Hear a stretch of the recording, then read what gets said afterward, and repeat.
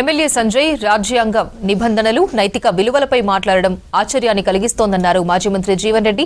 సంజయ్ ఏ పార్టీలో ఉన్నాడో ఆయనకే తెలియదన్నారు. కాంగ్రెస్ అంతర్గత వ్యవహారాల్లో సంజయ్ జోక్యమేంటన్నారు.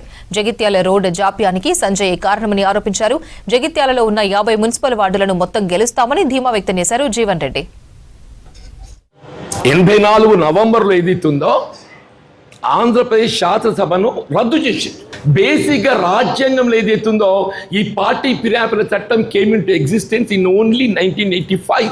శాసనసభ రద్దయిన తర్వాత ఏదైతుందో నేను అంతవరకు కాంగ్రెస్ వ్యతిరేక భావజాలంతో ఉన్నప్పటికీ కూడా వీళ్ళ ఇందిరాగాంధీ గారు ఏదైతున్నదో వీళ్ళ ఈ దేశ సమగ్రత కొరకు సమైక్యత కొరకు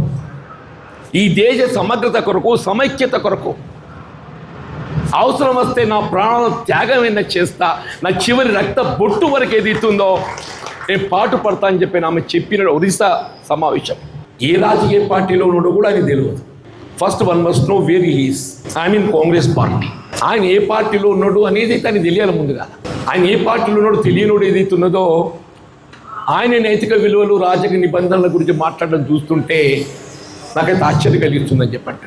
మీకు తెలియదు కాదు, ఈ మధ్య పార్టీ ఫిర్యాదుల చట్టానికి అనుగుణంగా ఆయన బీఆర్ఎస్ పార్టీకి వెళ్ళి ఎంపికై కాంగ్రెస్ పార్టీలకు ఫిరాయించినట్టు ఏదైతే బీఆర్ఎస్ పార్టీకి చెందినటువంటి ఒక నాయకులు స్పీకర్ గారు చేసిన ఆరోపణ సందర్భంగా వారు కేవలం అభివృద్ధి పరంగానే ముఖ్యమంత్రి గారిని కలవడం జరిగింది.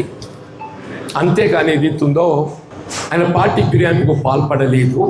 Still is continuing in BRS party అనే విధంగా అఫిడవిట్ హస్ బీన్ ప్రమాణపత్రం ఇవ్వడం జరిగిందని చెప్పండి. ఏదైనా ప్రభుత్వం మంచి పని చేస్తుంటే ప్రతిపక్షం ఎంత మాత్రాన్ని ఏదైతుందో దాన్ని విభేదించడం వ్యతిరేకించడం అనేది కాదు. మంచి పనులు చేస్తున్నప్పుడు ప్రభుత్వం ఏదైతుందో ఎవరైనా దాన్ని ఆహ్వానించాల్సింది.